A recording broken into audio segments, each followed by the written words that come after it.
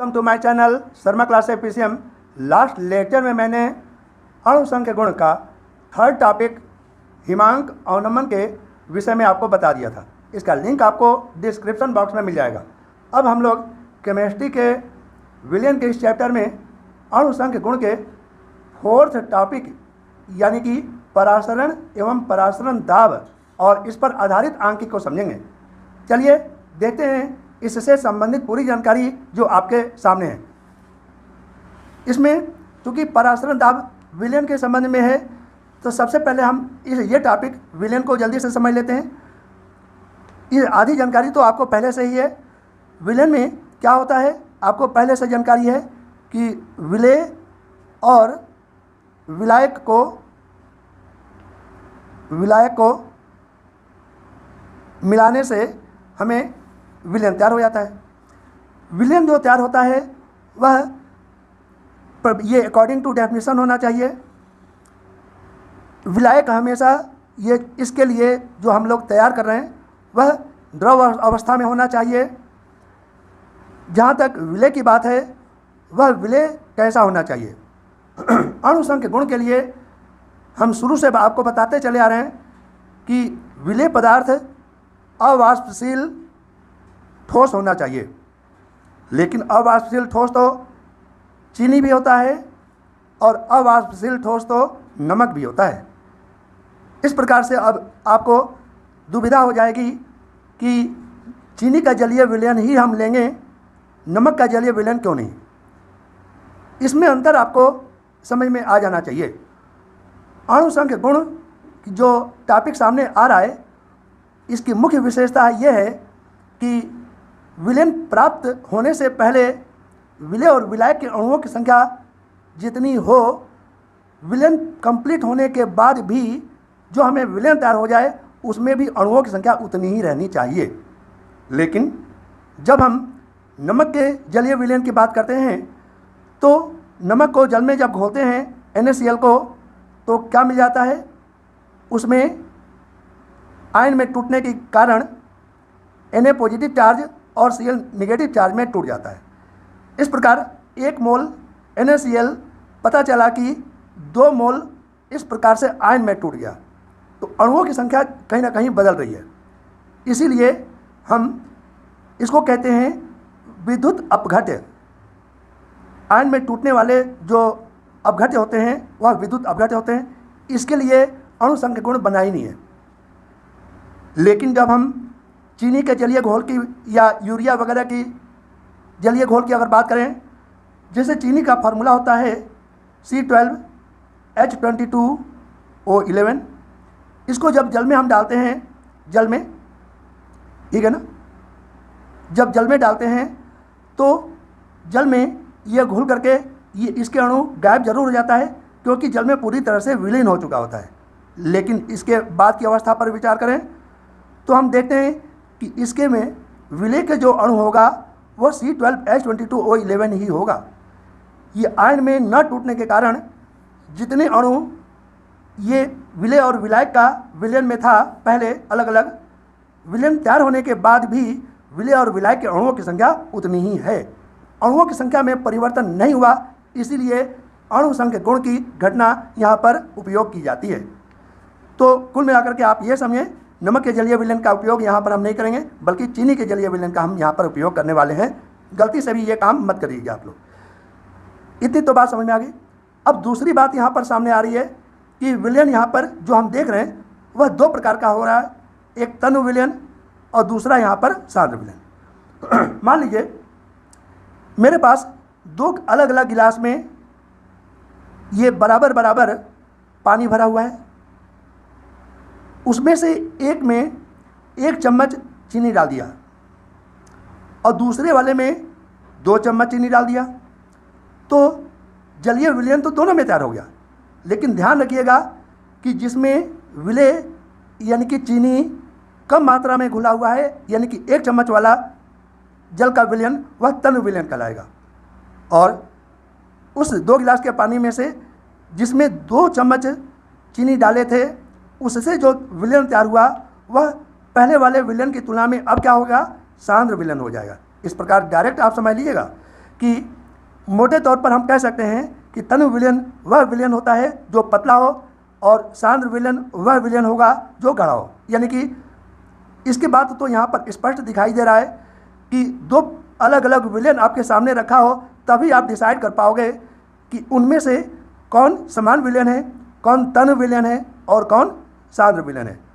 ठीक, तो तनु विलयन में विलय पदार्थ की सांद्रता या मात्रा कम होती है, ये वाला जैसे चीनी, और सांद्र विलयन गाढ़ा विलयन होता है, गाढ़ा द्रव भी कहते हैं इसको।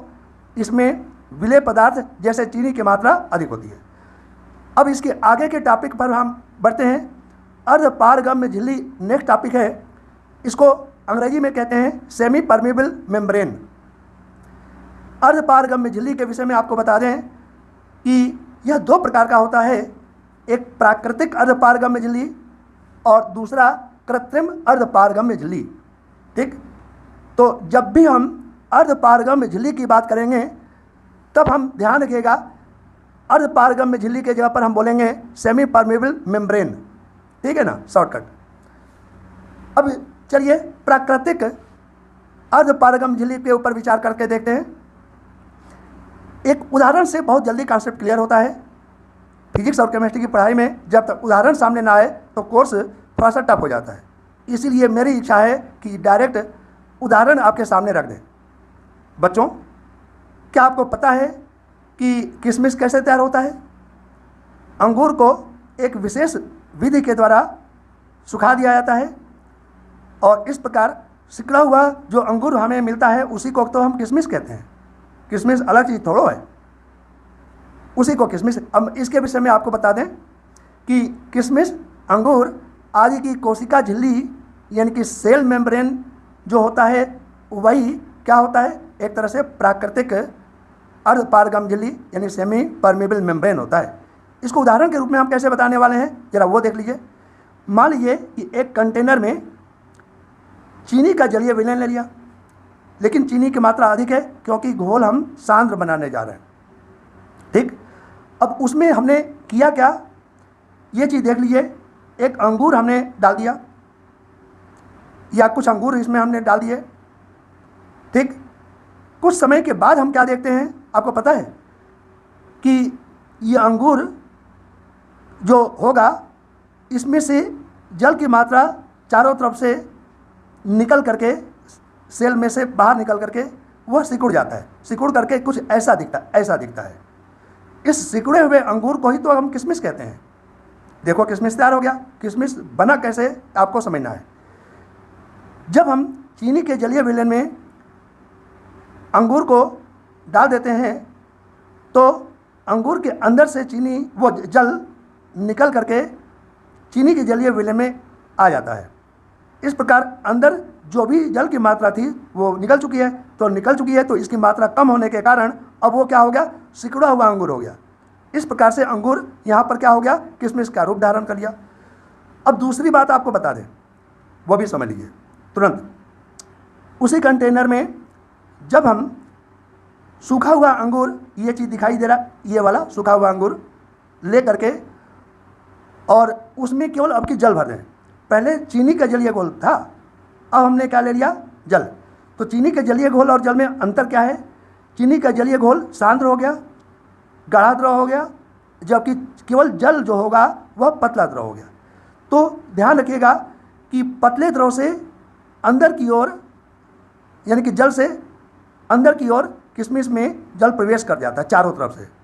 इस प्रकार से जो सिकुड़ा हुआ अंगूर था जिसे हम किशमिश कहते हैं वो अब बदल करके क्या हो गया, वो अंगूर का बड़ा रूप तैयार हो गया। ठीक, तो यह बदला हुआ रूप आपको दिखाई दे रहा है। इसमें क्या देखा था कि इसमें से अंगूर में से जल बाहर निकला था और इसमें क्या हमने देखा कि बाहर से जल अंगूर के अंदर प्रवेश कर गया, यानी कि किशमिश में अंदर प्रवेश कर गया। तो ये दो प्रकार से अवस्था दिखाई दे रही है। इसमें जो किशमिश या अंगूर की जो कोशिका झिल्ली है उसी कोशिका झिल्ली को तो ही हम कहते हैं सेमी परमेबल मेम्ब्रेन, अर्धपारगम झिल्ली। ये प्राकृतिक रूप में चूंकि पाया जाता है, नेचुरल अवस्था में पाया जाता है, इसी के कारण इसको कहते हैं प्राकृतिक अर्धपारगम्य झिल्ली, नेचुरल सेमी परमेबल मेम्ब्रेन। इसी के जैसा ही जंतु झिल्ली भी अर्धपारगम झिल्ली के रूप में, एक प्राकृतिक झिल्ली के रूप में होता है। जैसे बकरे का आमाशय जिसे गोट ब्लैडर भी कहते हैं, सुअर का आमाशय, अंडे की झिल्ली को एग मेम्ब्रेन कहते हैं। ये सब जो होता है वो जंतु झिल्ली है, क्योंकि जंतुओं में झिल्ली पाई जाती है। एक बात और आपको हम बहुत अच्छी तरह से बता दें कि जो हम लोगों का जो शरीर होता है ना, इसमें ये रेशे के रूप में बाल दिखाई दे रहा है, ठीक। तो इसको कहते हैं हेयर रूट्स। जब पसीना आता है तो पसीना आपने कभी समझा है कि वो आता कहाँ से है? इसमें तमाम रोम छिद्र होते हैं। जो हम लोग पानी पीते हैं ना, वह पानी कहीं ना कहीं शरीर में चारों तरफ से चला जाता है। इस प्रकार से उसी रोम छिद्र में से जल बाहर निकलता है। वही चीज़ हम आपको बता रहे हैं। मूल रोम मीन्स हेयर रूट्स की जो कोशिका झिल्ली होती है, वह भी एक प्रकार से क्या हो गया? जंतु अर्धपारगम झिल्ली हो गया। एक और बात आपको इसमें बताना चाहते हैं कि ये सभी जो अर्धपारगम झिल्लियाँ हैं वह पूर्णतः अर्धपारगम झिल्ली नहीं है, लेकिन एक प्राकृतिक रूप से जो हम लोग लैब में अर्धपारगम झिल्ली तैयार करते हैं वो उसको कहते हैं कृत्रिम अर्धपारगम झिल्ली, ठीक है ना, आर्टिफिशियल सेमी परमेबल मेम्ब्रेन। इसको सबसे पहले 1864 में प्राब नामक वैज्ञानिक ने लैब में बनाया था। जानते हो उस अर्धपारगम झिल्ली का नाम उन्होंने क्या दिया था? कॉपर फेरोसाइनाइड की अर्धपारगम झिल्ली। इसका जो सूत्र होता है CO2FeCN6, ध्यान रखिएगा, कॉपर फेरोसाइनाइड का फार्मूला, ये इन्होंने पहली बार बनाया था। और यह एक बहुत विशेषता लिए हुए है। जानते हो विशेषता कौन सा लिए हुए है? यह पूर्णतः अर्धपारगम झिल्ली होता है। ये चीज़ ध्यान रखिएगा, यानी कि आदर्श अर्धपारगम झिल्ली हम कह सकते हैं। अब इसके अगला टॉपिक हम आपके सामने रखने जा रहे हैं, परासरण। इसमें अर्धपारगम झिल्ली का खेल हम लोग बारीकी से समझेंगे। इस अर्धपारगम झिल्ली की डेफिनेशन हम थोड़ी देर के बाद देंगे, 1 मिनट के बाद। पहले इसके फिगर को समझ लेते हैं। इसमें ये जो आपको दिखाई दे रहा है, यह एक कांच का बर्तन है जिसे आप बीकर कह सकते हैं। इस कांच के बीकर में हमने विलायक के रूप में जल भर दिया, ठीक। कीप तो तुम देखे ही होगे, और कीप का जो भाग होता है ये नीचे से छोटा होता है, लेकिन उसमें हमने बड़ा पाइप जोड़ दिया, कांच की नली। तो इस प्रकार की कांच की नली युक्त हमने लिख भी दिया है, कांच की नली युक्त कीप। ये उल्टा दिखाई दे रहा है आपको।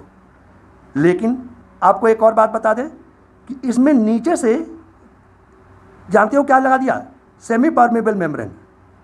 कॉपर फेरोसाइनाइड की अर्धपारगम झिल्ली जो कागज़ के टाइप की होती है, कागज़ की जैसी होती है दिखने में, वो ऊपर से हमने ढक दिया। और ढकने के बाद ऊपर में से हमने क्या इसमें डाल दिया? इसमें डाल दिया, ये एरो के रूप में दिखाई दे रहा है, ये कोई गाढ़ा द्रव भर दिया। जैसे चीनी का घोल डाल दिया, नमक का घोल नहीं, गलती नहीं करना, यूरिया का घोल डाल दिया, ग्लूकोज का जलीय घोल डाल दिया, इस तरह का घोल इसमें हमने डाल दिया, ठीक। और ये नीचे अर्धपारगम झिल्ली भी तैयार हो गया। बाहर की दुनिया में हम क्या देख रहे हैं? जल भरा हुआ है। होता क्या है कि इसका लेबल जो होता है, चूँकि कांच का बना हुआ है, इसमें स्पष्ट दिखता भी है कि बाहर से जल इसके अंदर ऑटोमेटिकली अपने आप स्वतः घुसने लगता है। घुसता क्यों है? क्योंकि कॉपर फेरोसाइनाइड की जो कागज़ की जैसी ये वाली झिल्ली कीप के ऊपर ढक दिए हैं, कागज़ को चिपटा दिए हैं, इसके रोम छिद्र में से हो करके जल के अणु अंदर पास होते रहते हैं। इस प्रकार से क्या हो जाता है? पानी की जो सामान्य तल होता है उससे ऊपर ये जल अंदर प्रवेश करने के कारण घोल पहुंच जाता है। यदि सामान्य तल से जो ये कीप में जल का लेवल h ऊंचाई पर हो, तब उस घोल का या विलयन का जो परासरण दाब होगा, वह परासरण दाब को पाई से डिनोट करते हैं। कहीं कहीं पर कुछ टीचर लोग पी से भी डिनोट कर देते हैं। पी परासरण दाब है और पाई भी परासरण दाब है। हम यहाँ पर दोनों चीज़ बता दे रहे हैं। ये P यहाँ पर परासरण दाब है, वही चीज़ यहाँ पर परासरण दाब भी लिखे हैं।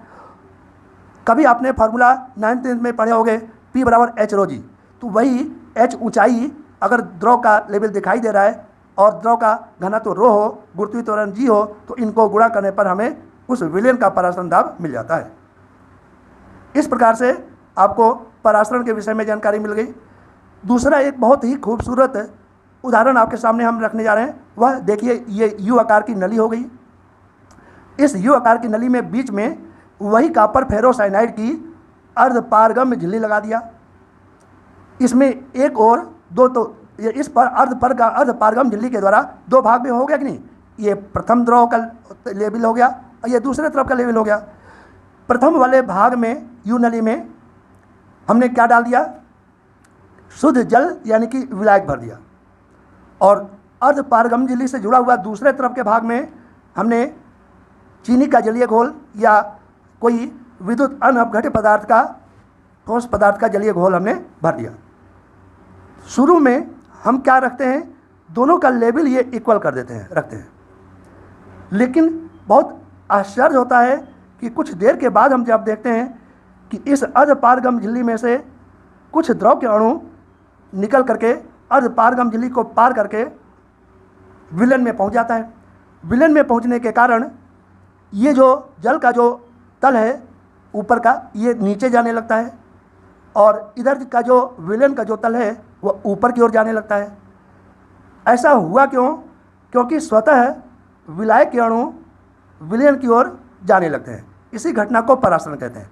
तो चलिए हम सबसे पहले आपको परासरण के विषय में डेफिनेशन दे दें। ध्यान से सुनिएगा।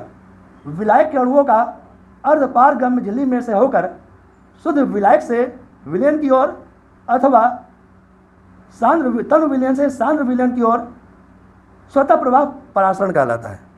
ठीक, इतनी तो बात समझे।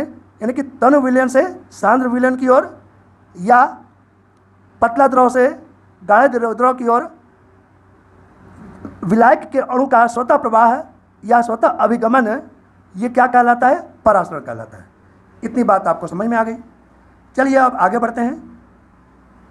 प्रकृति में परासरण दो प्रकार की होती है। कौन कौन सी? एक बाह्य परासरण और दूसरा अंतः परासरण। बाह्य परासरण को एक्सोओस्मोसिस कहते हैं और अंतः परासरण को एंडोओस्मोसिस कहते हैं। अब बाह्य परासरण में क्या होता है और अंतः परासरण में क्या होता है? दोनों में एक कॉमन बात है, परासरण। तो परासरण में याद रखिएगा, पतले द्रव से गाढ़े द्रव की ओर अर्धपारगम्य झिल्ली के डिवाइड करने पर, अर्धपारगम्य झिल्ली से डिवाइड करने पर भी स्वतः प्रवाह होता है इसमें। ठीक, तो वो चीज़ यहीं पर तो आपको दिखाई दे रहा है। इसमें एरो बना करके आपको लिख दिए हैं बाह्य परासरण, और इसमें एरो बना करके रेड पेन से दिखाई दे रहा होगा लिखा हुआ अंतः परासरण। ठीक, तो बाह्य परासरण में ये जो आपको हम बताए थे, अंगूर अंदर से बाहर की ओर पानी बाहर निकलता है और चीनी के जलीय घोल में घुल जाता है। तो जब अंदर से बाहर की ओर विलायक अणु जाए तब उसको कहते हैं बाह्य परासरण। और इसमें ज़रा देख लीजिए,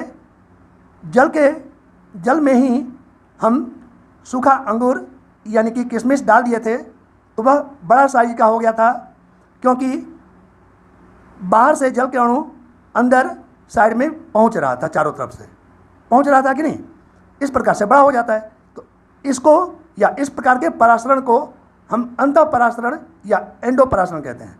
तो बाह्य परासरण में विलायक अणु बाहर जाता है और अंतः परासरण में विलायक अणु अंदर प्रवेश करता है। और दूसरी बात, ये जो किशमिश या अंगूर की जो सेल मेम्ब्रेन है, कोशिका झिल्ली, यहाँ पर कोशिका झिल्ली वास्तव में प्राकृतिक अर्धपारगम्य झिल्ली की तरह व्यवहार करता है। तो परासरण के विषय में बहुत अच्छी तरह से आपको समझ में आ गया कि अर्धपारगम्य झिल्ली के द्वारा तनु विलयन और सांद्र विलयन को अलग रखने पर तनु विलयन से सांद्र विलयन की ओर या विलायक से विलयन की ओर विलायक के अणुओं का स्वतः प्रवाह परासरण कहलाता है। इतनी बात समझ में आ गई हो तो अब आगे बढ़ते हैं। आज का जो मुख्य टॉपिक है वह है परासरण दाब, मीन्स ऑस्मोटिक प्रेशर। ठीक, इसके लिए भी आपको वही उदाहरण यू आकार की नली वाला आपको हम बता रहे हैं। इसमें पतला द्रव के रूप में या तो केवल जल भर दो, लिख भी दे रहे हैं, या तो जल प्लस चीनी, लेकिन चीनी की मात्रा कम पतला द्रव बनाने के लिए, और दूसरा हम सांद्र विलयन या ये विलयन भर दे रहे हैं। लेकिन इन दोनों में अंतर क्या देख रहे हैं कि एक और हमने पिस्टन लगा दिया। ठीक, और इतना तो हम जानते ही हैं कि द्रव किसी भी परिस्थिति में हो, ऊपर से जो दाब लगाता है किसी भी वस्तु के ऊपर वह वायु का दाब P होता है। ठीक है, इतनी तो बात समझ में आ गई।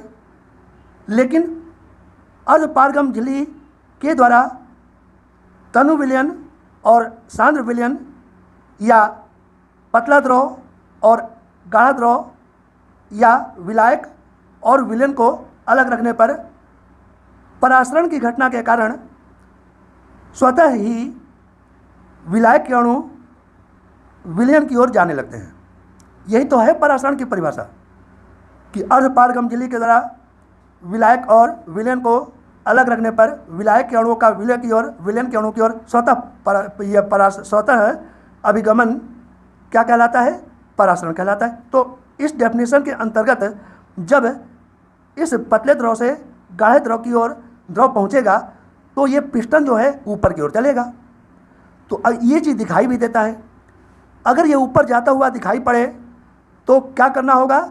ऊपर से थोड़ा दाब बढ़ा देते हैं, देखते हैं कि अब पिस्टन ऊपर तो नहीं जा रहा है।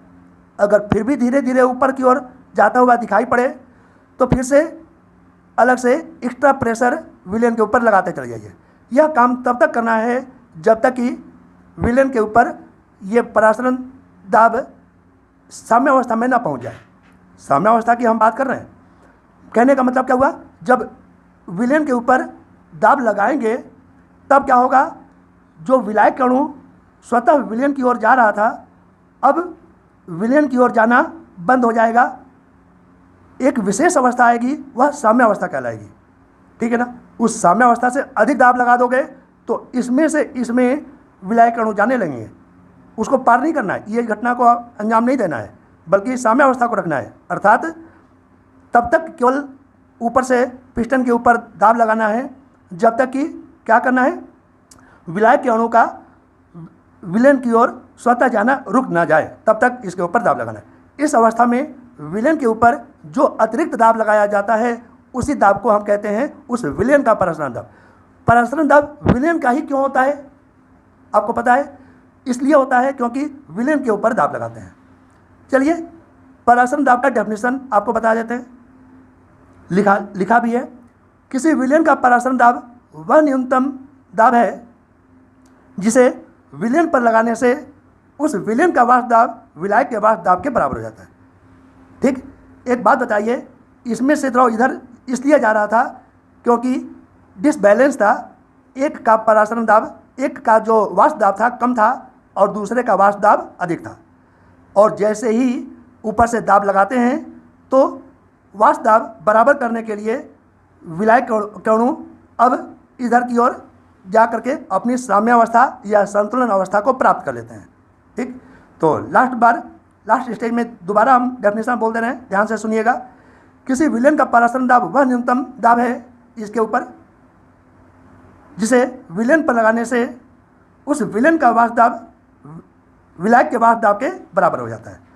अब बर्कले तथा हार्टले विधि के द्वारा भी परासरण दाब प्रयोगशाला में हम ज्ञात कर लेते हैं। बर्कले तथा हार्टले वैज्ञानिक ने मिलकर के इस उपकरण को पहली बार बनाया था, इसीलिए इसका नाम पड़ गया बर्कले हार्टले विधि।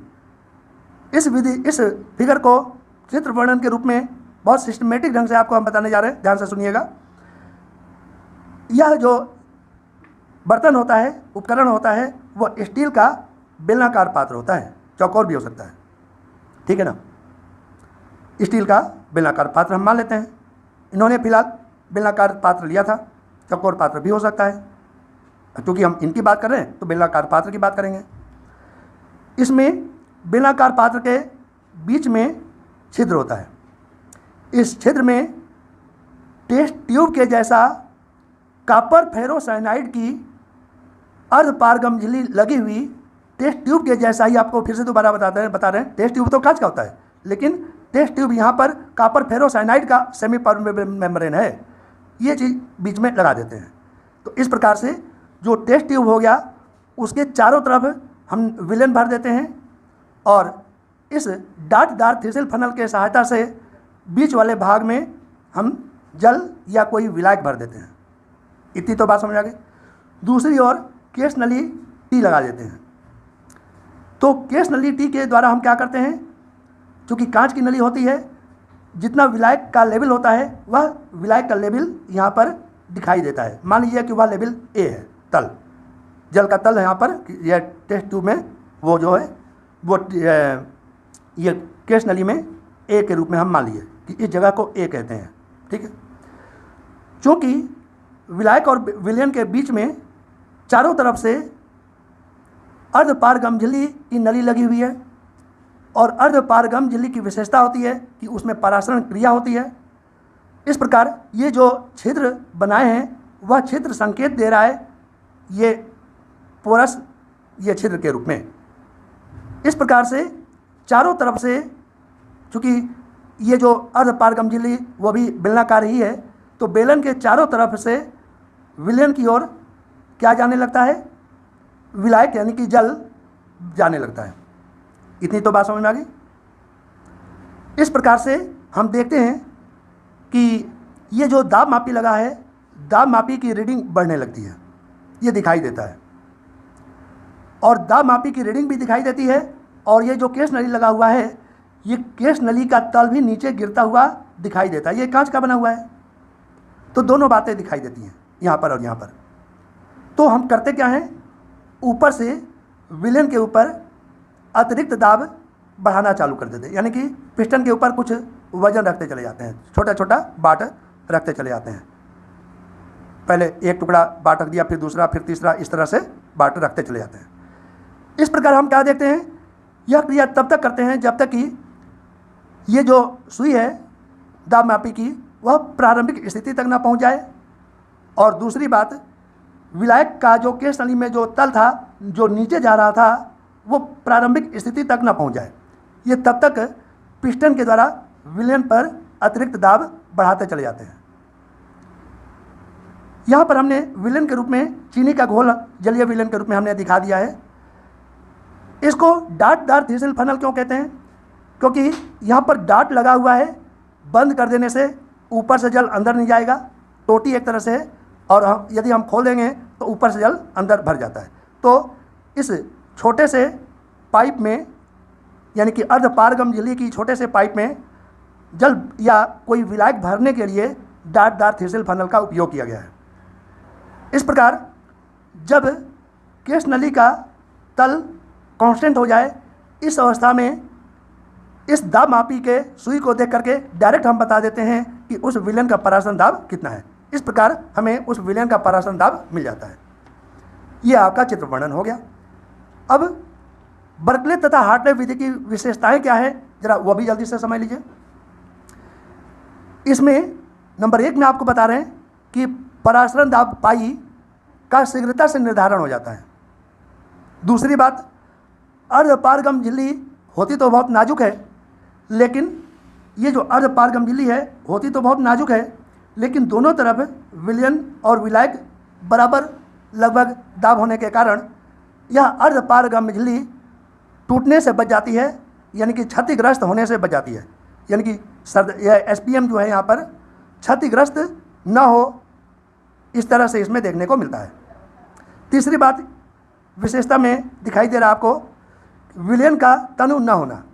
कहने का मतलब जैसे ही विलायक से विलयन की ओर विलायक के अणु का स्वतः प्रवाह हो जाता है, होने लगता है, यानी कि परासरण क्रिया प्रारंभ हो जाती है, तो तुरंत विलायक का तल दिखाई देता है नीचे गिरता हुआ, और तुरंत पिस्टन के द्वारा विलेन के ऊपर इतना दाब बढ़ा देते हैं जिससे दाब मापी की सुई भी प्रारंभिक अवस्था में पहुंच जाए और केस नली का जो तल था जहाँ पर हम ए इंडिकेशन के रूप में माने थे वो भी चेंज ना हो। कहने का मतलब क्या हुआ कि विलेन इस प्रकार से हम देखते हैं कि तनु नहीं हो पाता, डाइल्यूट नहीं हो पाता है।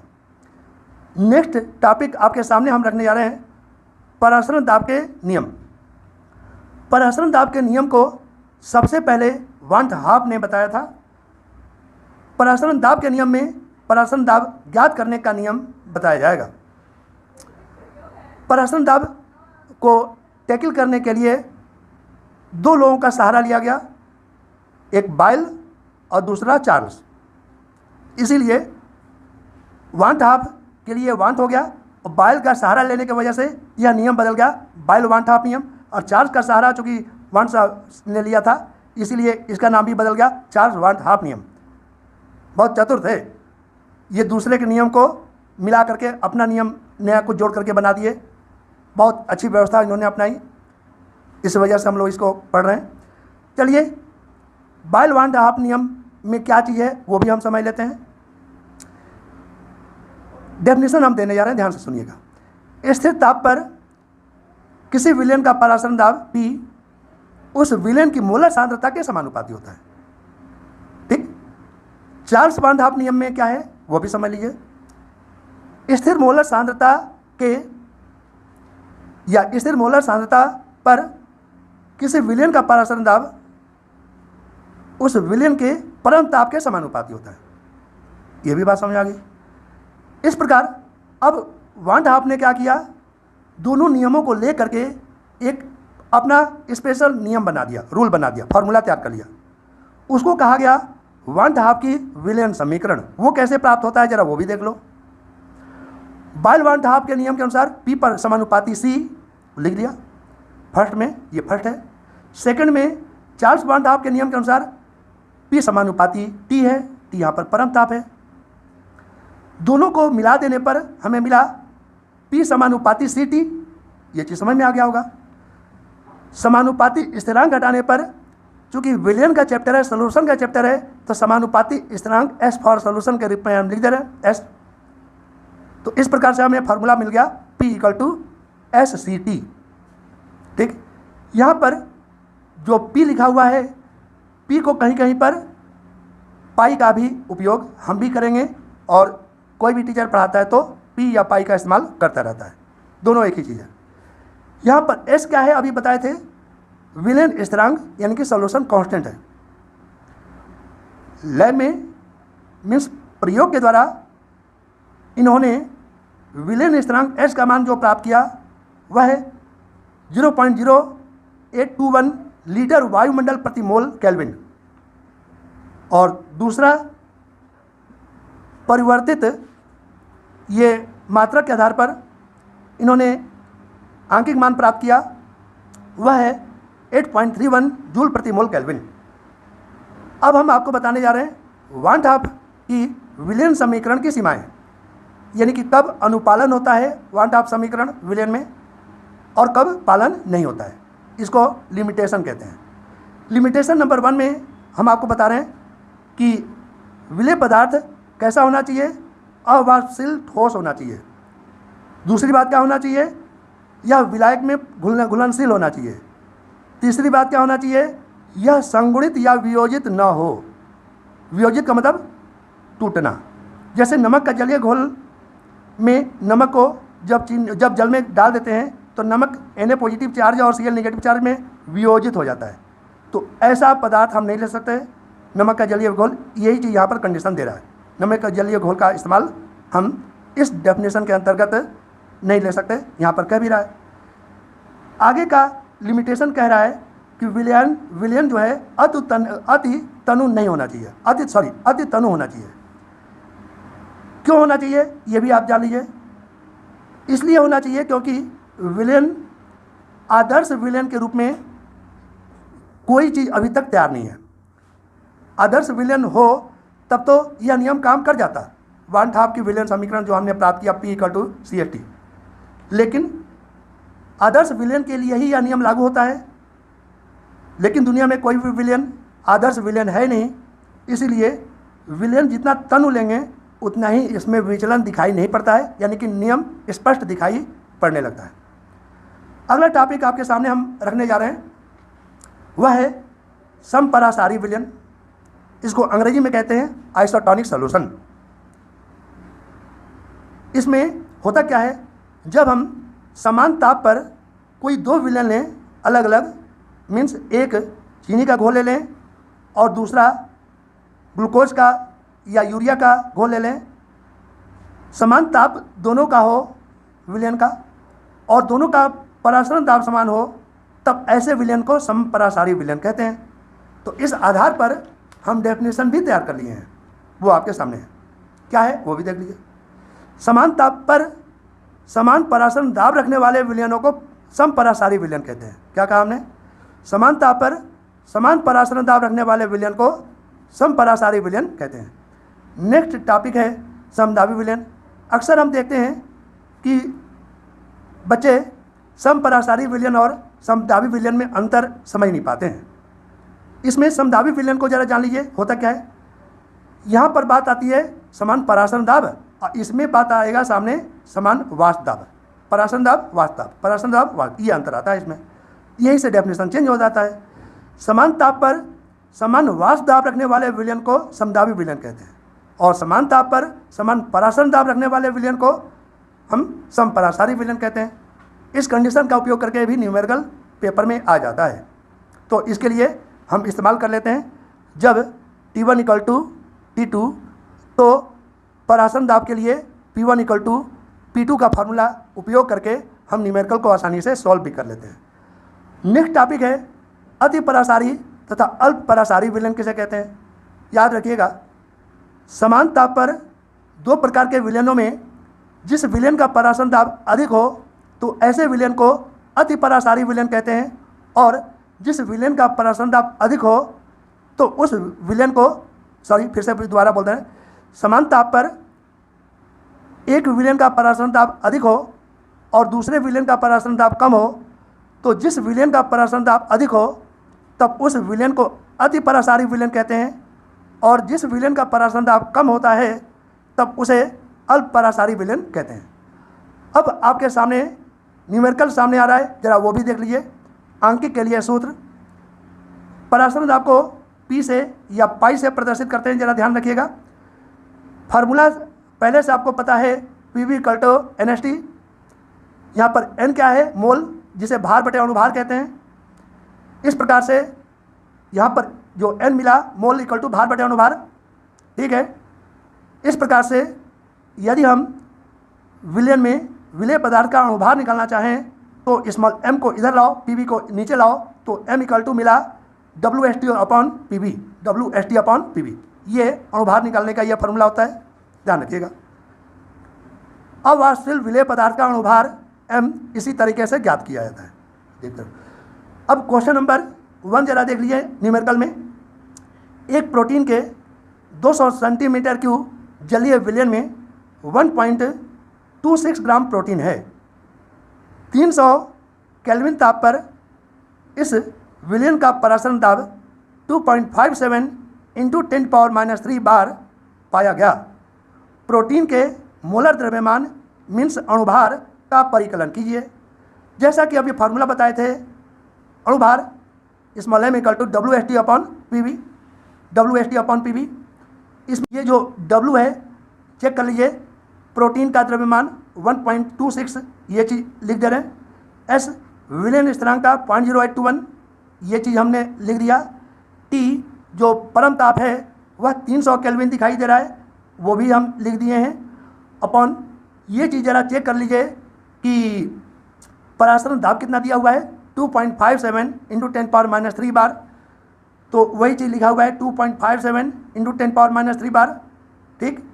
और इनटू यहाँ पर आयतन जरा देख लीजिए, 200 सेंटीमीटर क्यूब, तो सेंटीमीटर क्यूब को लीटर में बदलने के लिए 10⁻³ का इस्तेमाल करते हैं। इस प्रकार 0.2 लीटर मिल गया। तो इस प्रकार आयतन के जगह पर हमने 0.2 L फॉर लीटर के रूप में चेंज करके लिख दिया और सॉल्व करेंगे तो आपको मिल जाएगा अवाष्पशील विलेय पदार्थ का अणुभार स्मॉल m = 61.022 ग्राम प्रति मोल। क्वेश्चन नंबर 2 देखो, दिखाई दे रहा है 300 केल्विन पर 36 ग्राम प्रति लीटर सांद्रता वाले ग्लूकोज के विलयन का परासरण दाब 4.98 बार है। इसी ताप पर विलयन का परासरण दाब 1.56 बार हो जाता है, तो उसकी सांद्रता क्या होगी जरा ये बताना है। फार्मूला जैसा कि आप जानते हैं कि pi V equal to N S T या पाई वी इक्वल टू ये मोल इक्वल टू भार बटे अनुभार निकाल दिया। इस प्रकार से ये चूँकि हमें ये वैल्यू ग्राम प्रति लीटर में दिया है, भार बटे आयतन तभी तो ग्राम प्रति लीटर में होगा, तो इस प्रकार W बटे V अलग कर लो। इस प्रकार से हमें मिला W upon V equal to pi M upon S T, यहाँ पर M अनुभार, S यहाँ पर विलयन स्थिरांक और T यहाँ पर कांस्टेंट कर देने पर हमें मिला W अपॉन V समानुपाती ये वाला पाई, क्योंकि ये तीनों कांस्टेंट है। इस प्रकार से W अपॉन V 1/2 के केस में अगर माने तो पाई 1 अपॉन पाई 2, पाई 1 की वैल्यू ये दिखाई दे रहा है, पाई 2 की वैल्यू ये दिखाई दे रहा है, और इस प्रकार से ग्राम प्रति लीटर में पहले का वैल्यू रख दिया जाए और दूसरे के वैल्यू चूँकि हमें प्राप्त करना है, वैल्यू रख करके सॉल्यूशन को सॉल्व करते हैं, तो इस प्रकार से हमें मिलेगा ग्राम प्रति लीटर में उस पदार्थ की मात्रा 10.98 ग्राम प्रति लीटर। ग्राम प्रति लीटर को हम मोल प्रति लीटर में बदलना चाहें तो हम क्या कर देते हैं, उस पदार्थ के अणुभार से भाग दे देते हैं। अगर आंसर ग्राम प्रति लीटर में आया था 10.98, तो हम क्या करेंगे, ये उसके अणुभार से हम भाग दे देंगे। यहाँ पर जो पदार्थ इस्तेमाल किया गया है वह पदार्थ क्या है, यहाँ पर यह पदार्थ है ये ग्लूकोज। ग्लूकोज का अणुभार होता है ये 180, उसी 180 से भाग देने पर जो मान हमें आंसर के रूप में मिल रहा था ग्राम प्रति लीटर, अणुभार से भाग दे दिया तो ये वाला वैल्यू 0.0555, इस प्रकार से सांद्रता मोल पर लीटर में आंसर आ गया। क्वेश्चन नंबर 3 में जरा देख लीजिए, 185 मोलर द्रव्यमान वाले एक बहुलक के 1 ग्राम को 37 डिग्री सेंटीग्रेड ताप पर 450 ml जल में घोलने से उत्पन्न विलयन का परासरण दाब का मान पास्कल में ज्ञात करना है। जैसा कि फार्मूला आपको पता है, pi equal to CST, formula तो पहले से जानते हो। यहाँ पर फार्मूला मोल पर लीटर होता है और मोल इक्वल टू भार बटे अनुभार होता है। इस प्रकार से हमें फार्मूला मिला। यहाँ पर वैल्यू जो दिया हुआ है 37 डिग्री सेंटीग्रेड, डिग्री सेंटीग्रेड में 273 जोड़ देते हैं तो परमताप केल्विन में मिल गया। इस प्रकार से वैल्यू एक एक करके हम रखते जा रहे हैं। यहाँ पर वैल्यू दिया हुआ है 1 ग्राम, तो W इक्वल टू 1 ग्राम हो गया, और अणुभार यहाँ पर दिया हुआ है 185 मोलर, ये इस तरह से, और आयतन दिया हुआ है 450, जरा चेक कर लीजिए, 450 मिलीलीटर। तो मिलीलीटर को लीटर में बदलने के लिए 10⁻³ रख दिए। S विलयन स्थिरांक का मान 0.0821 रख दिया। परम ताप का मान निकाल करके 310 रख दिया और इसको सॉल्व कर दिया तो हमें आंसर मिला 0.3057 ATM, या 57 को यहाँ पर 6 कर दें तो आपका आंसर आ रहा है 0.306 × 10⁵ पास्कल। पास्कल में हम क्यों ले आए, ATM में हम आंसर क्यों नहीं ला रहे हैं, क्योंकि क्वेश्चन कह रहा था पास्कल में आंसर ज्ञात करने के लिए याद रखिएगा 1 ATM इक्वल टू 10⁵ पास्कल के बराबर होता है। अब देख लीजिए क्वेश्चन नंबर 4 आपके सामने है। क्वेश्चन नंबर 4 कह रहा है यूरिया के 2% जलीय विलयन का परासरण दाब 27 डिग्री सेंटीग्रेड पर ज्ञात कीजिए। बहुत ही सिंपल प्रोसेस से हम आपको इस सवाल को बताने जा रहे हैं। 2% का अर्थ ही आपको समझना पड़ेगा। 2% इक्वल टू ये द्रव्यमान बटे आयतन के हिसाब से 2/100, अर्थात 2 यानी कि विलय पदार्थ का भार ग्राम में मिल गया और 100 यहाँ पर ml हो गया, मिलीलीटर। इस प्रकार से विलय पदार्थ का भार इसी को देखते हुए हमें मिल गया ये 2 ग्राम, और परसेंट का मतलब होता है 100 मिलीलीटर। 100 मिलीलीटर का मतलब 100 × 10⁻³ लीटर, यानी कि 0.1 लीटर। यानी कि इस परसेंट को 2 स्टेप में अलग अलग प्राप्त कर लिया। तीसरी बात, यूरिया का फार्मूला होता है NH2CO NH2। इसको देखते हुए नाइट्रोजन का परमाणु भार 14, हाइड्रोजन का 1, तो ये 2 हो गया, कार्बन का 12, नाइट्रोजन का, फिर ऑक्सीजन का हो गया 16, नाइट्रोजन का 14, हाइड्रोजन का 1, 2 के गुणा होने से 2, इसको जोड़ने पर मिल जाएगा अणुभार 60। ठीक, परम ताप दिया हुआ है 27 डिग्री सेंटीग्रेड। डिग्री सेंटीग्रेड को केल्विन में बदलने के लिए 273 जोड़ दिया गया, तो 27 + 273 = 300 केल्विन मिला। और इस प्रकार से उस विलयन का परासरण दाब P या पाई इक्वल टू फार्मूला आपको पता है WST/mv। इस प्रकार W की वैल्यू, ये S की वैल्यू और T की वैल्यू, अणुभार m तथा आयतन V को रखने के आधार पर हमें मिलता है आंसर पाई इक्वल टू 8.21 वायुमंडल। अब अंत में आपको प्रतिलोम परासरण के विषय में बताने जा रहे हैं। अंतिम टॉपिक होगा प्रतिलोम परासरण। इसके द्वारा हम करते क्या हैं, ये समुद्री जल में जो तमाम अशुद्धियाँ होती हैं उससे पीने योग्य पानी को ये अलग करने के लिए एक बहुत अच्छा टेक्निक इस्तेमाल किया जाता है। वही चीज़ है प्रतिलोम परासरण। इस प्रतिलोम परासरण में जो दिखाई दे रहा है वह एक टैंक है, इमेजिन कीजिएगा। बीच में SPM मतलब कि अर्धपारगम्य झिल्ली लगा दी जाती है और एक और इसमें से समुद्र का जल भर देते हैं और इसमें क्या है, अर्धपारगम्य झिल्ली लगा दी जाती है। तो अर्धपारगम्य झिल्ली की डेफिनेशन के अकॉर्डिंग बात सामने आती है कि केवल विलायक के अणु का अर्धपारगम्य झिल्ली में से होकर के अभिगमन या स्वतः तो नहीं, ऊपर से दाब लगा रहे हैं, यह ऊपर यानी कि दाब लगाने से केवल विलायक के अणु पार हो पाते हैं, यानी कि जल के अणु ही केवल पार हो पाते हैं, विलय या अशुद्धियों के अणु इसमें में रुक जाते हैं। इस प्रकार से यहाँ पर चूँकि समुद्र के जल में जल भी है और दूसरा क्या है, अशुद्धियाँ, तो अशुद्धियाँ यहीं पर रुक जाती हैं और ऊपर से जब दाब लगाते हैं तो क्या होता है, केवल जल ही पार हो पाता है और इस प्रकार से हमें शुद्ध जल ये दूसरी ओर प्राप्त हो जाता है। इसमें एक बात याद रखिएगा, इसमें विलयन है और इसमें विलायक है। याद रखिएगा, विलयन का जितना परासरण दाब पाई था उससे अधिक दाब विलयन के ऊपर पिस्टन के द्वारा लगाने से ही यह घटना होती है और शुद्ध जल हमें प्राप्त होता है। ध्यान रखिएगा, यहाँ पर मैंने अणुसंख्य गुण के चौथे टॉपिक परासरण दाब को अच्छी तरह से समझ लिया है। आपको समझ में आ भी क्या होगा। वीडियो अच्छी लगी हो तो please like share and subscribe जरूर कीजिएगा। Thank you.